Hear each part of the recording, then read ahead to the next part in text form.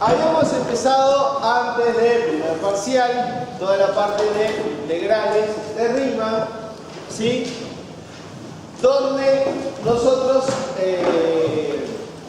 vimos que para definir esto en realidad usábamos las aproximaciones, suma superior, suma inferior, ¿sí? Y cuando el supremo de las inferiores era igual al ínfimo de las superiores, los j, ahí era que la función iba a ser integrable, ¿sí? O sea, por definición la función era integrable cuando los j son iguales. Vimos que en realidad una forma alternativa de ver la integrabilidad es con la condición de Riemann. Usualmente, siempre que vayamos a probar que algo es integrable, necesariamente vamos a usar condición de Riemann, ¿no? Porque, es decir, el cálculo de los j es bastante complicado.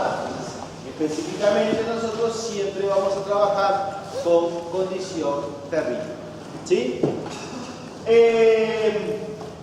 Lo que tenemos que empezar ahora es ver qué tipo de funciones son integrales, ¿sí? Específicamente nosotros ahora vamos a tratar de generalizar qué tipo de funciones son integrales. El primer conjunto de funciones integrables que vamos a ver tiene que ver con las funciones continuas. O sea, nosotros lo que vamos a ver es que si la función es continua en el intervalo AB, la función va a ser integrable. Si la función es continua, entonces es integrable. Ahora, yo les comentaba al principio, cuando empezamos con integración, que la idea de trabajar con Riemann tenía que ver con qué cosa, con que me permite integrar funciones discontinuas, ¿sí? Nosotros acá en teórico no vamos a hacer nada con respecto a ver la integrabilidad de funciones continuas. ¿Por qué? Porque es en el práctico, ¿de acuerdo? En el práctico que están haciendo ahora, que empieza esta semana, van a empezar a probar la integrabilidad de ciertas funciones discontinuas. En el práctico van a ver específicamente qué tipo de funciones discontinuas van a ser integrables. Pero, de vuelta, el hecho es que Riemann me va a permitir integrar funciones discontinuas, ¿verdad? Esa parte no la vamos a hacer en el teórico, ¿verdad? Para perder tiempo, pero de esas cosas van a trabajar en el práctico. O sea, van a integrar funciones discontinuas en el práctico. Obviamente que ahí van a tener que volver a qué cosa. Toda vez que tengan que probar integrabilidad, condición de Riemann. O sea, van a tener una partición tal que la suma superior menos la inferior sea menor que eso. Pero es importante recalcar e insistir sobre eso. Riemann me va a permitir integrar funciones discontinuas. Bueno. Nosotros en teórico vamos a seguir ahora con otras relaciones. La primera es la monotonía de la integral. Partimos de dos funciones f(g) integrables en el intervalo AB. En la primera f de x mayor o igual que 0 para todo x perteneciente al intervalo AB. Se cumple que la integral entre b de f es mayor o igual que 0. Si f de x es mayor o igual que f de x para todo x perteneciente al intervalo AB, se cumple que la integral entre b de f es mayor o igual que la integral entre b de g. ¿Por qué se llama monotonía de la integral?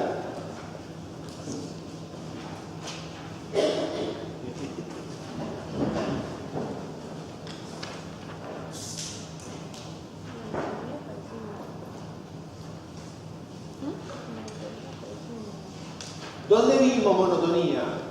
¿O qué es monotonía? Cuando es creciente o decreciente. ¿Y por qué se llama monotonía de la integral? Porque es creciente, ¿estamos de acuerdo? Si f es mayor que g, la integral de f es mayor o igual que la integral de g. ¿Estamos de acuerdo? O sea, se refiere, es una relación, o sea, monótona creciente en este caso. ¿Sí?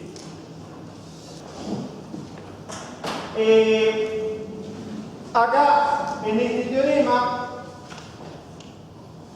me da ciertas relaciones cuando f y g son integrables. Nosotros en la linealidad justamente veíamos que si f y g son integrables, la suma es integrable. Acá me dice que el valor absoluto de f es integrable, f cuadrado es integrable y f por g es integrable. Entonces, si partimos de funciones integrables, el valor absoluto va a ser integrable, el cuadrado va a ser integrable y el producto también va a ser integrable. Pero la única que me da una relación es con la primera. ¿Por qué? Es decir, más allá que me da que la función, que el valor absoluto es integrable, me da la relación de que la integral del valor absoluto es menor o igual que la integral entre b del valor absoluto.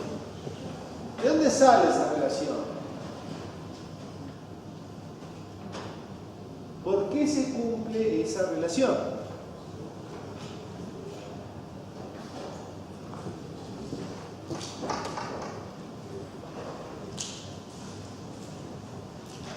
¿Y lo de monotonía no lo usas? ¿Y qué te aporta lo de monotonía? Que sea siempre creciente. Sí, pero acá, ¿qué te va a aportar siempre la monotonía acá? Y empieza con...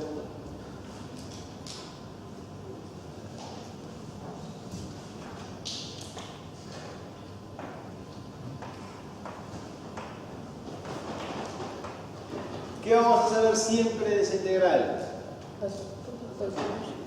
Que va a ser positivo. ¿Estamos de acuerdo? La monotonía de la integral me asegura que esto siempre va a ser mayor que 0. ¿Estamos de acuerdo? La monotonía de la integral me asegura que eso siempre va a ser mayor que 0. En cambio, ¿qué pasa con esto? ¿Qué pasa con la integral de f? No sabe nada, puede ser mayor. Puede ser mayor, menor, mayor o menor o igual. ¿De acuerdo? Ahí se cumplen esas relaciones. Ahora, entonces, ¿por qué se cumple que el valor absoluto de esa es menor o igual que el valor integral del valor absoluto? ¿Cuándo estas dos cosas van a ser iguales?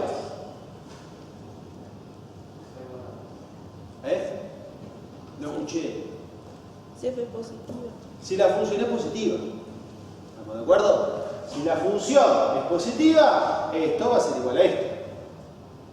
¿No? Porque es clarísimo. Por acá, esto va a ser igual. ¿Se entiende? Ahora, ¿la igualdad se cumple solo cuando es positiva? Porque ahí tengo valor absoluto.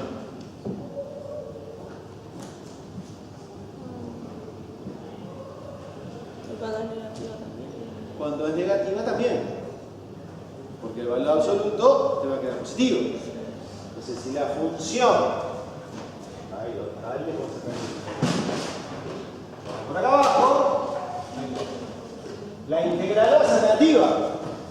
Pero estamos de acuerdo que el valor absoluto de eso, ¿qué hace la función? La simetriza con respecto al eje. Entonces, ¿qué va a pasar con estas relaciones? Van a ser iguales. ¿Cuándo es menor? ¿Cuándo es menor? Ahí está la pregunta. ¿Cuándo es menor? Cuando la integral es 0. Cuando no. No necesariamente cuando la integral es 0. Piensen en en la función. ¿Estamos de acuerdo que se integral es 0? ¿Y cuándo la integral va a ser 0? Pero siguen siendo iguales, ¿o no? No. Cuando la integral es 0. Acá sí. Sí. Sí, pero eso por definición. No tomes el caso específico de ese que era por definición. No tomes un intervalo de generar un punto. Si es una función. Una función, esto puede ser una función. No. Si es una función negativa y la integral vale 0. ¿Cómo una función negativa la integral vale 0? No, del valor absoluto. No te puede dar. Pero te queda un rectangulito. Una constante Bueno, cero. y es el único caso, estamos de acuerdo, la constante 0 es la que camina. Es la única porque te queda 0. ¿Y el único caso?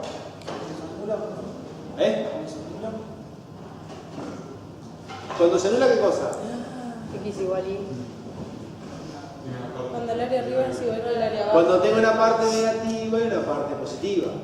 ¿Estamos de acuerdo? Entonces, el hecho es que, ¿dónde está el caso raro? Cuando la función cambia de signo. Si en mi intervalo la función cambia de signo, Y la parte de arriba igual a la. ahí vas a 0. Pero el hecho es que no tiene por qué ser 0 la integral. O sea, me refiero, por ejemplo, si vos tenés esto, el intervalo de integración va desde 0 hasta este que está acá. ¿Qué saben de esa integral? Que es positiva. Va a ser positiva. ¿Por qué? Porque el área positiva es más grande que la negativa. Pero en este caso, ¿qué va a pasar? Se sigue cumpliendo la relación de menor. Porque cuando hagamos en valor absoluto, en realidad vamos a sumar estas cosas. Esto con esto.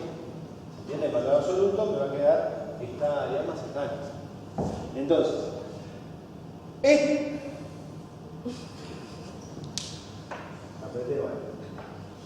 esta relación, o sea, el igual se cumple cuando la función no cambia de signo. Y el menor se va a cumplir cuando la función cambie de signo. ¿De acuerdo? Porque ahí es que van a compensar áreas positivas y negativas. ¿Sí? Obviamente que no estamos demostrando esto, no me interesa demostrar, pero tiene que quedar claro la idea intuitiva atrás de todo esto, porque esta relación la vamos a usar bastante. ¿Estamos de acuerdo? Pero esta relación, más allá de que no la demostremos, vamos a usarla. Bueno. ¿Preguntas?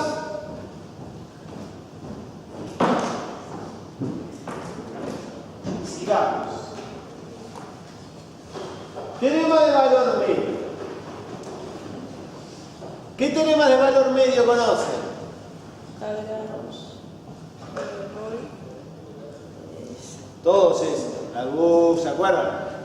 Es decir, ¿cuál es la característica del teorema de valor medio? Que me asegura la existencia de algo, No te sé cuál. pero no me dice cuál, pero sé que existe. ¿Sí? En este caso, partimos de funciones f y g integrables en el intervalo AB. Tenemos que el m es el ínfimo de la función f en mayúscula el supremo de f de x en el mismo intervalo y g es una función no negativa. ¿Qué me interesa o qué me garantiza el teorema de valor medio? Que existe un mu perteneciente a ese intervalito, mm, obviamente que sale del supremo ínfimo de la función, tal que la integral entre b de f por g es mu por la integral entre b de g. O sea, ¿qué me está diciendo el teorema de valor medio? Que el producto, la integral de este producto la podemos calcular como un producto de la integral sola de g por un cierto numerito mu que va a estar entre esos valores. ¿Se entiende? O sea, eso es lo que me dice el teorema de valor medio. Entonces, este teorema de valor medio parte de funciones integrables, f, g, cualquiera. Este teorema de valor medio, en realidad, tiene varios casos que son importantes y que vamos a discutir. El primer caso, o la primera variante de este teorema de valor medio, es cuando la función f es continua en el intervalo a b. ¿Sí? Acuérdense que sea integrable no quiere decir, hay funciones discontinuas, eso lo van a ver en el práctico, que son integrables. ¿Tá? Pero vimos recién que si es continua es integrable, pero no todas las funciones integrables tienen por qué ser continuas. ¿Ya? Esto lo que está haciendo es restringir el conjunto de funciones. ¿Sí? Ahora, ¿qué cambia de este teorema si le agregamos la hipótesis de que la f sea continua?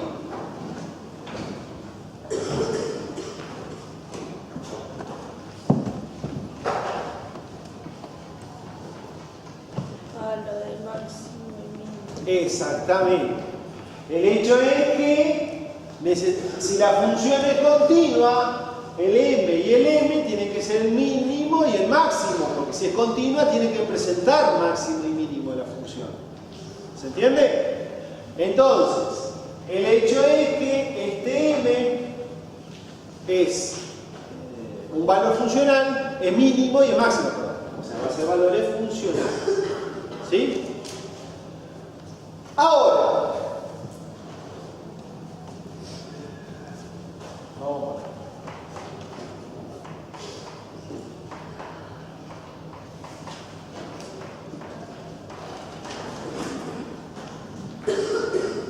El teorema valor medio me asegura que mu pertenece al intervalo mm. ¿Sí? Entonces, ¿qué me está asegurando esto?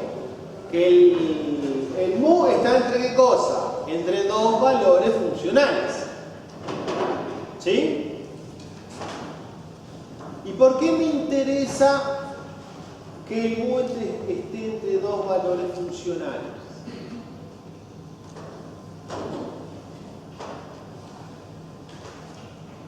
Porque además tienen en cuenta que la función es continua. El mu está entre dos valores funcionales. Aquí va a haber un fc que lo corta. Exactamente, va a haber un fc que sea igual al valor de mu. Teorema de Darboux. ¿De acuerdo? Entonces, como es continua, necesariamente el mu va a ser igual que cosa, a un cierto f de c, al que se pertenece al intervalo A. ¿Sí? ¿Por qué multiplicaste al supremo? ¿Por qué multipliqué cosas? Pusiste m es igual a m por n y m es igual a... No, m es el mínimo y m es el máximo. Mínimo. No entendía nada. Ah, ok, perdón. No entendía. ¿No me acuerdo? Es un punto eso, no una i. Bueno. No voy a razonar mucho porque queda cualquier cosa. Pero, de vuelta. Como son valores funcionales, el mu va a ser un valor funcional. Entonces, ¿qué va a pasar con el teorema de valor medio? El teorema de la integral de f por g va a ser igual a ¿qué cosa? A fc con la integral de b de g. Este es un caso particular del teorema de valor medio cuando le agregamos esta hipótesis de que la f sea continua. Cuando la f sea continua, ese es un caso particular porque se cumple esta regla. ¿Se entendió? Hay un segundo caso particular. Vamos a bajar esto. Pasemos acá.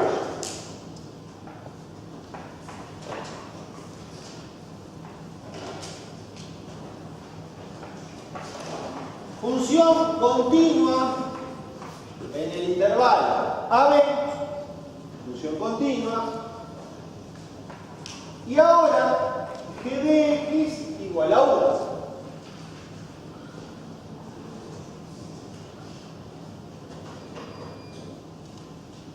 ¿Cómo les queda ahora el teorema de valor medio?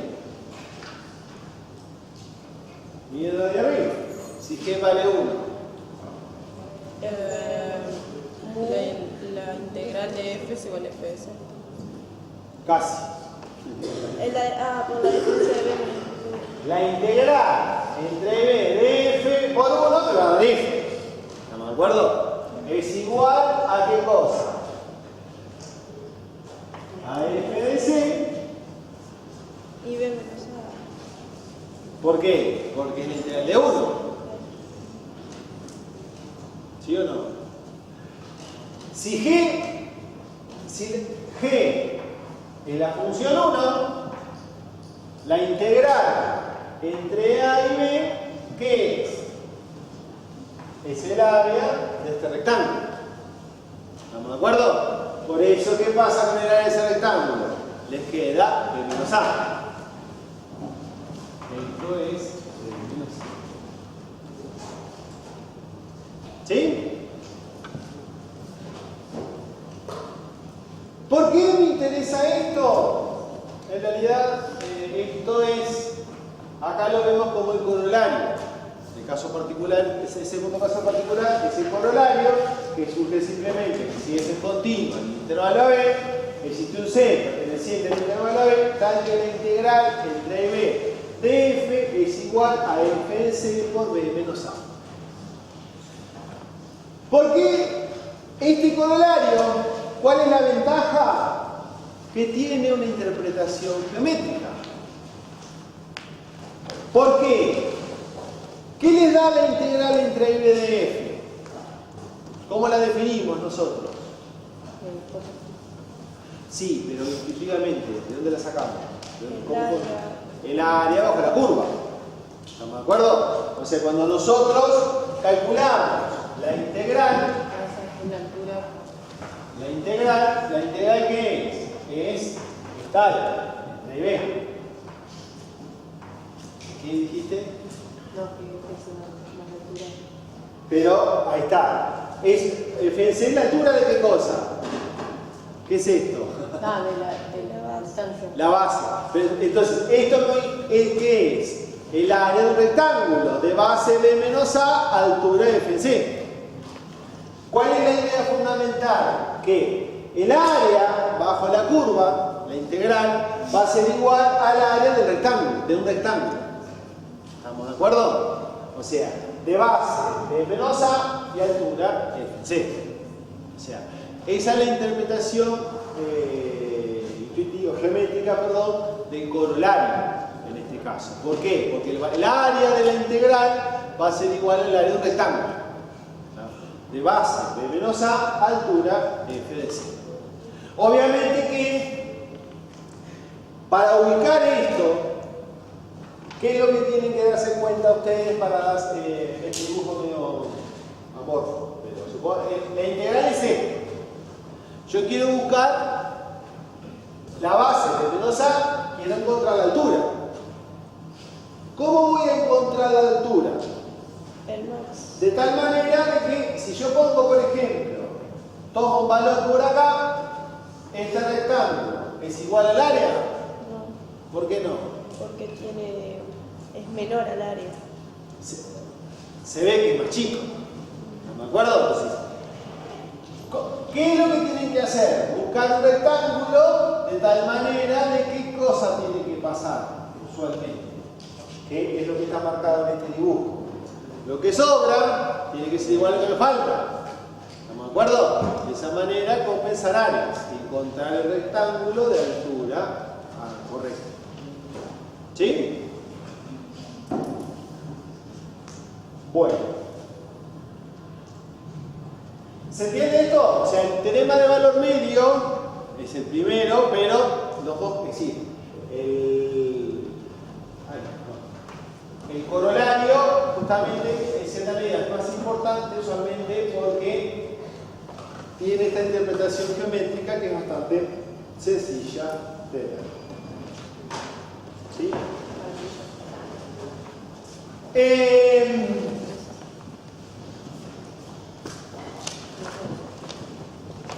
¿Dónde vamos a usar nosotros valor medio? En lo siguiente.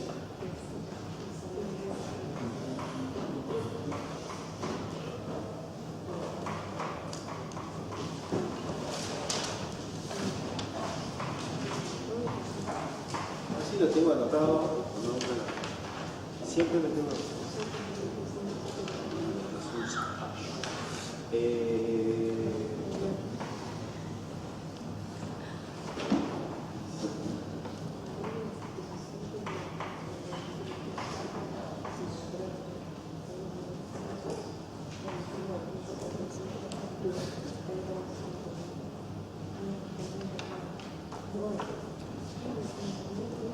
¿qué pasa con ese límite?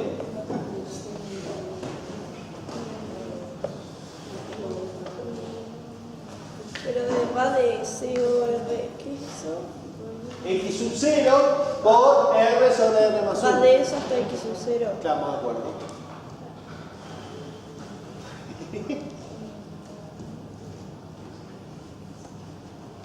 Vamos a empezar con lo más fácil. ¿Esto a cuánto tiende? Más infinito.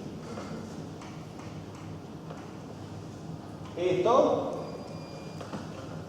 Infinito sobre infinito. Sí. Pero se puede levantar esa determinación. ¿Eh? ¿A cero? No, muy mal hecho.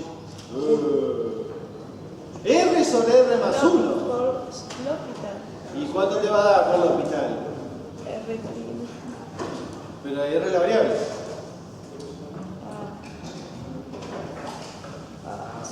¿No es que no está ese R sobre R? Multiplicando el X0.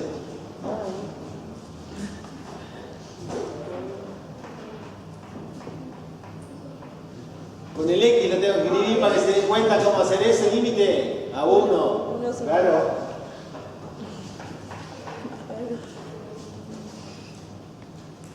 Acá la variable es R. O sea que todo esto, X sub ¿a cuánto va a tender? Todo con la integral. 0. X sub 0. A 0. ¿Con la integral dijiste? Con la integral, claro. Porque te queda la integral de X0 a X0. 0, sí. O sea, ¿qué le pasa a este límite? 0 por infinito. ¿Qué le pasa? Fin determinado.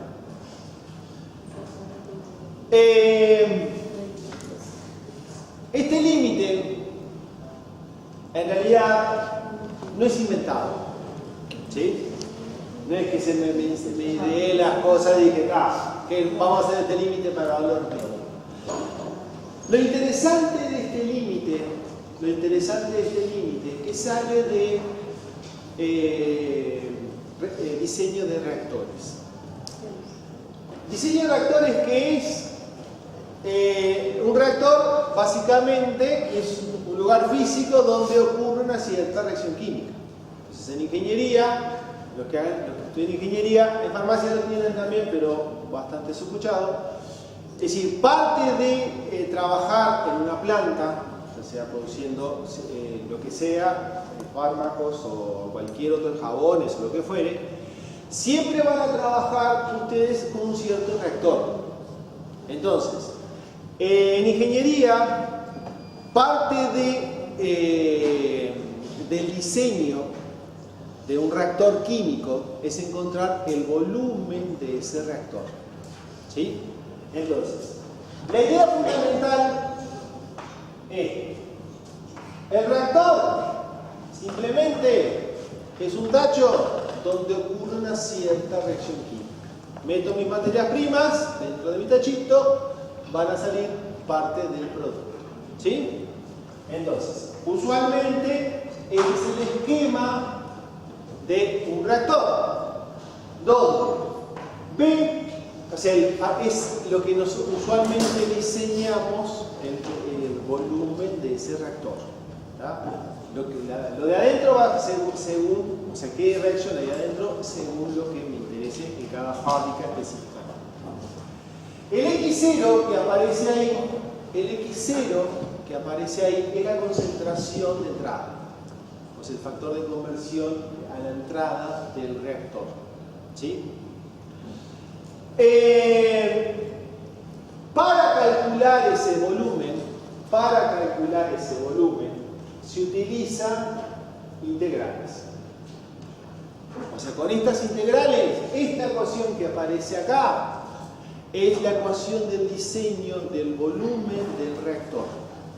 En un caso particular, ¿sí? O sea, es decir, usualmente este es el esquema básico de un volumen es decir, el reactor funcionando directamente. Quiero calcular este volumen, esquema muy básico. ¿Qué pasa? En la industria, básicamente, se trabaja en continuo, en el sentido de que, a diferencia del laboratorio, que en el laboratorio del tubito agrego los reactivos, espero que pase la reacción, en la industria, agarrar un tacho y poner la materia prima y esperar que la reacción se complete, no es, usualmente, no en todos los casos, depende de la escala, no es económicamente viable. Entonces, ¿qué es lo que se hace? Se introduce la materia prima en forma continua. O sea, estamos regando materia prima en forma continua y sale materia prima. ¿Cuál es el problema de eso? Que no toda la materia prima que ingresó sale del reactor. Se transforma. No toda la materia prima que entró al reactor va a transformarse en el producto que quiere. Entonces, la ecuación esta, el límite que aparece acá, viene de un caso muy particular, que es que cuando en algunos casos conviene recircular parte de la corriente de salida. Eso tiene que ver con dos motivos. Uno, si la materia prima es muy cara y como la reacción no se completa, estoy perdiendo mucha plata, entonces un motivo es volver a recircular. Otros motivos tienen que ver con la cinética química. Hay cierto tipo de cinéticas que complican el diseño. Pero el R que aparece ahí, ese R es el factor de recirculación. O sea, es la parte de la fracción de lo que está saliendo que estamos volviendo a ingresar en el reactor. Este límite que aparece acá es justamente qué pasa si aumento mucho la recirculación. Lo que estoy viendo es si la recirculación es muy grande, ¿qué ocurre con la ecuación de diseño? El resultado final lo van a ver en reactores. Pero, ¿por qué me interesa este ejemplo?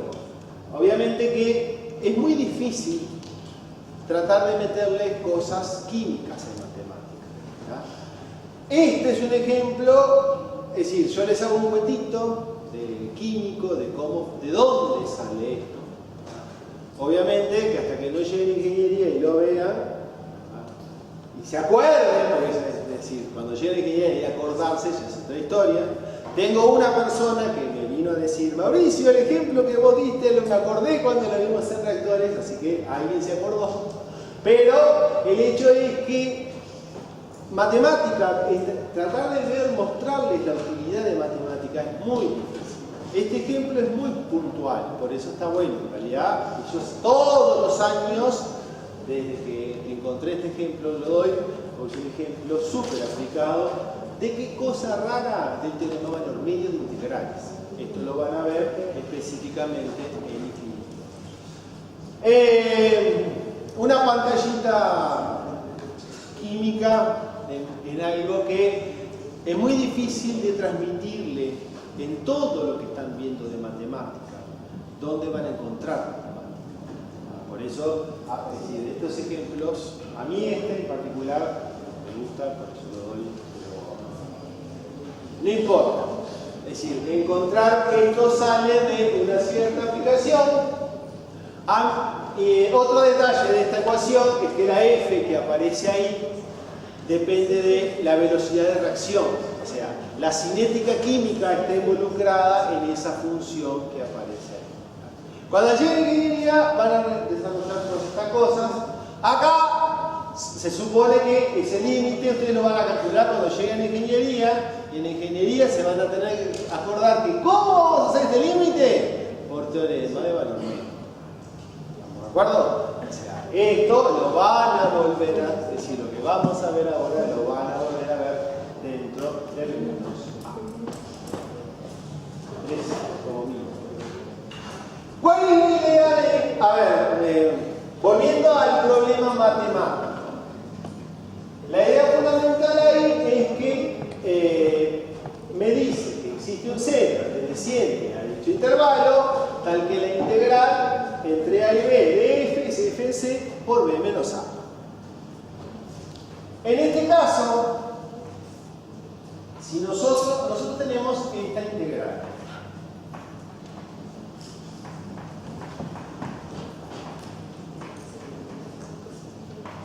De una cierta función f.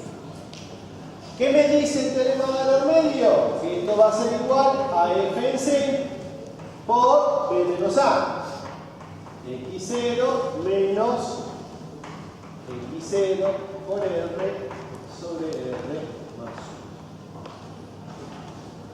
1. Donde necesariamente el c pertenece al intervalito sub 0 r más 1, coma.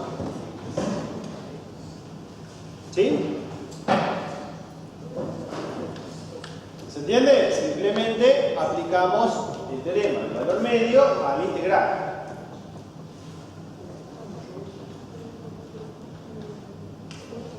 ¿Cómo les queda aquel término? ¿Esto es igual a qué cosa?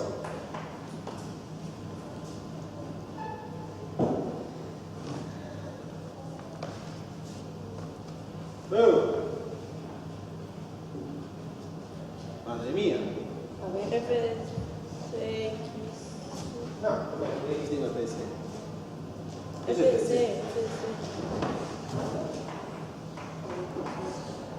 Por x.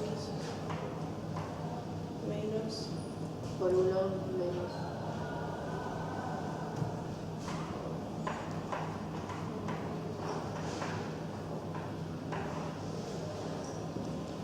¿Y eso cuánto le da?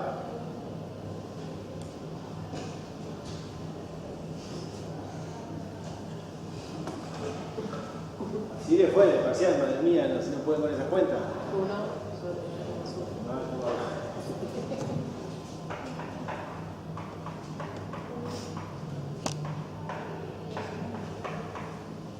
¿Sí? ¿Se entiende? Simplemente hacemos como un denominador, me queda eso. ¿Eso salió de dónde? Eso salió de la integral. Entonces, no, al otro lado. No, un poquito más. Esta integral va a ser igual a lo que vimos recién. O sea que este límite me va a quedar límite cuando r tiende a más infinito de r más 1 por la integral era f en c por x0 por 1 sobre r más 1. ¿Sí? ¿Y qué pasó ahí?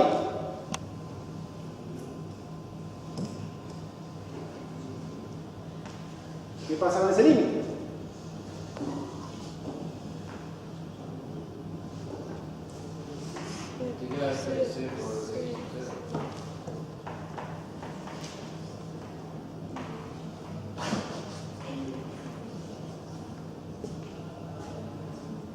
¿Y sabes cuánto vale ese límite?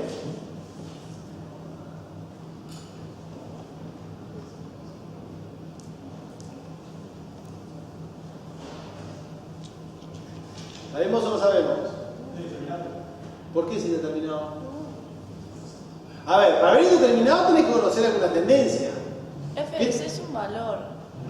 F de C es un valor. Y X sub 0 también. Entonces, Es ese valor, F de C por X sub 0.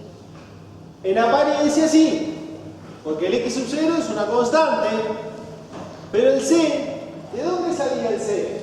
Y acá viene una trampita que tiene que tener en cuenta. El C sale de este intervalo. Entonces, ¿qué pasa con el C? El C depende de R, porque mi intervalo depende de R. Cambiar el R cambia el valor de C. Entonces, este C en realidad depende del valor de R. Pero, ¿qué sabemos de ese valor de C? Que va a estar entre X0 y X0 por R sobre R más 1. ¿Estamos de acuerdo? ¿Y qué podemos hacer acá? Dividir sobre R. No, nada de dividir. ¿Qué estamos calculando acá? ¿Eh? Un producto. No te escucho. Un producto. Un límite, sí. Límite de producto. No. Límite de producto. Estamos calculando un límite. Entonces, ¿qué me interesa de esto? Extremo. Función comprendida. ¿Por qué? ¿Qué pasa? O sea, cuando el R tiende a infinito, ¿esto cuánto va a tender? Esto es una constante, esto tiende a x0. Esto dijimos que tendía a 1, o sea que cuando el R tiende a infinito, ¿a cuánto va a tender todo esto? A x0. ¿Qué le va a pasar al C cuando el R tiende a infinito? Va a tender x0.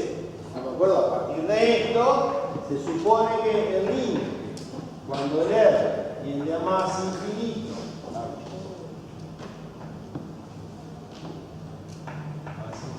el C va a ser igual que x sub 0. O sea, ahí tienen que tener cuidado porque el C en apariencia parece que no dependiera de que fuera constante, pero en realidad, como sale de acá, el C depende de él. Entonces, si C tiende a x0, ahora sí, ¿cuánto le va a dar el límite entonces? X0. 2X0. 2x0, ¿cómo 2x0? Mirá lo que tenés ahí. x0 cuadrado. Dale con x0 cuadrado. Qué mal ojo que tiene. ¿Dónde está el C ahí? En F de C. ¿La F qué le pasó? Me la tiré, ya está, no sirve para nada. La F la olvido. F de X0. Ahora me gustó más. O sea, esto tiende a x0, por lo tanto le va a quedar f de x0 por x0. Pero no se olviden de la f ahí, la f está. O sea, el teorema valor medio, usualmente lo vamos a usar para calcular límites indeterminados con integrales. Cuando tenemos límites con integrales, vamos a calcular. Bueno, ¿preguntas?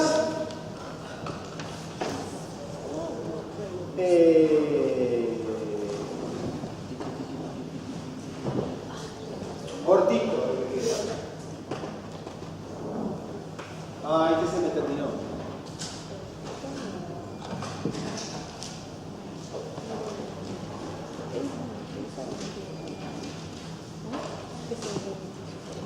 Vamos ahora a cambiar para otro tipo de cosas.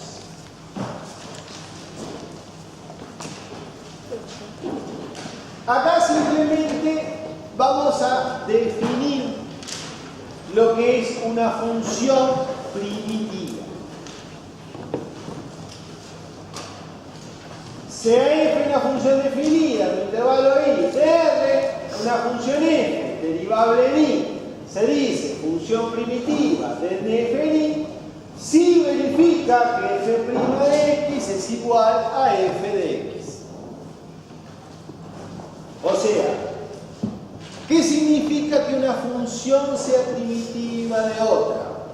Que si yo la derivo, ¿qué me tiene que dar? Me tiene que dar la función. ¿De acuerdo? Entonces, función primitiva es una función que derivada me da la función que yo quiero. ¿Estamos de acuerdo? Entonces, la idea fundamental básicamente es eso. Cuando nosotros pretendamos calcular primitivas, vamos a buscar funciones que derivadas me den la función que quiero.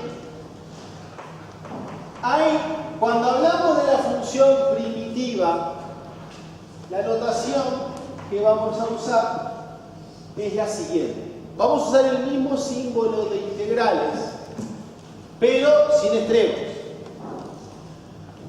Y acá voy a poner la variable f de x, pero también voy a poner un dx. ¿Qué es esto? Es una notación que me indica cuál es la variable de la función f chica. ¿Estamos de acuerdo? Acá nosotros tengo que tener cuidado con respecto a qué variable yo estoy primitivizando. Y eso me lo va a dar simplemente el dx. ¿Sí? Ahora, función primitiva es buscar una función que derivada me dé la función que yo quiero. Derivar, se supone que con la tabla de derivadas, ustedes calculan la derivada de una función.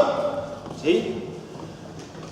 Acá la idea es un poco distinta en el sentido de que, si por ejemplo yo tengo x de x, yo tengo que buscar una función que derivada me dé eso.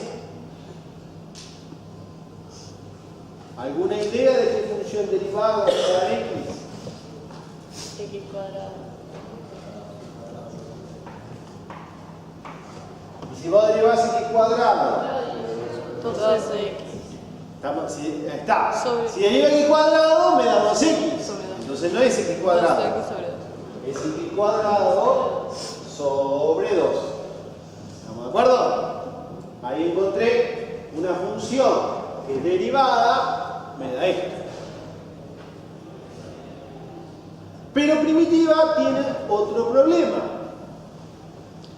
¿Esta es la única función que derivada me da x? No, cualquiera. ¿Cualquiera? No, X a la 3 sobre más 3. tiene. X a la 3 sobre 3. No, perdón. Pero puede variar dependiendo de alguna constante. El hecho de que lo que sí puede cambiar es en una constante. Porque ¿cuánto te da la derivada de una constante? Todas las otras cosas que vos dijiste, si vos la derivás, ¿estamos de acuerdo? El hecho es que, ¿cuál es la diferencia acá? Que primitivas, ¿cuántas primitivas va a tener una función? Infinitas. ¿Estamos de acuerdo? ¿Cuántas primitivas va a tener una función? Infinitas. Primitivas tiene primitivas en realidad tiene muchos problemas. Primero, hay infinitas. Ese como problema es el menor.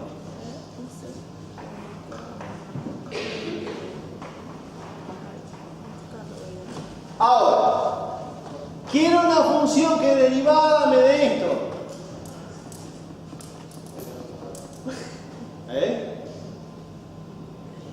¿Qué función derivada le da esto?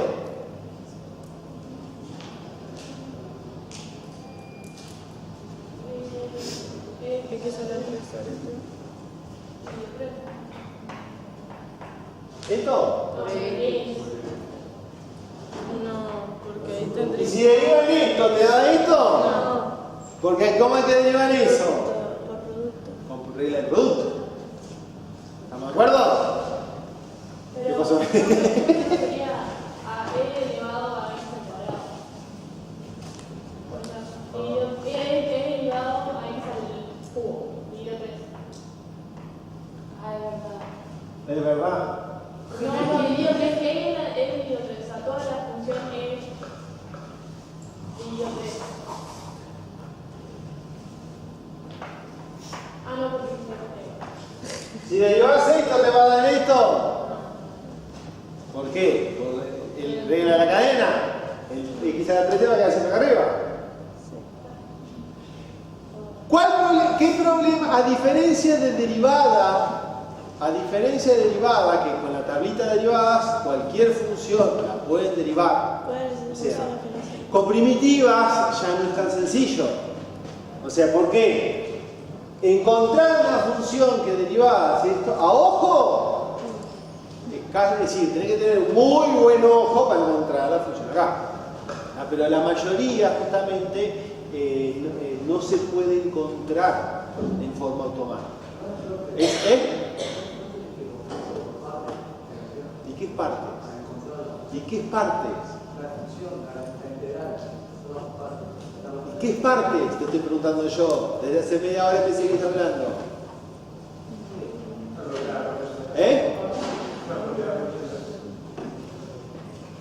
Más que sí, una propiedad que ¿para qué?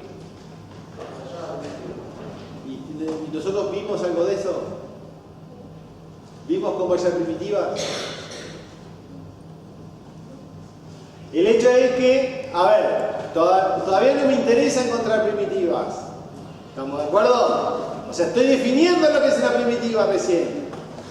Entonces, en realidad, es decir, obviamente que va a haber métodos para resolver esta primitiva. Después vamos a ver métodos para resolver primitivas, pero primer detalle, no todas las primitivas se pueden sacar a ojo. O sea, en el sentido de que le doy una función, ¿qué función derivadas? No. Esta primitiva en particular la vamos a calcular, o sea, obviamente que no es ni esto, por las dudas, pero después vamos a ver métodos para calcular estas primitivas, porque, de vuelta, no todas las primitivas se pueden sacar al ojo. Pero ese no es el problema más serio.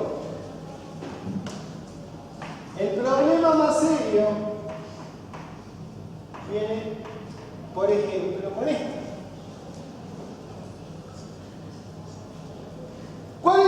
¿Qué es lo interesante de esta función? Esa función, e a la x cuadrado, tiene primitiva, pero no se puede hallar. O sea, acá, a diferencia de las derivadas, tengo la función, derivo, siempre voy a tener resultado. En primitivas hay funciones que existen, la primitiva, pero no se puede calcular.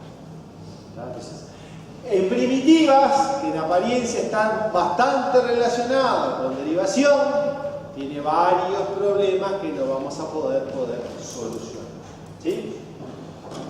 Pero en principio, es decir, por ahora me interesa la idea de que ¿qué es una función primitiva? Simplemente una función que derivada no la deja. ¿Sí? Con esto seguimos la clase que viene.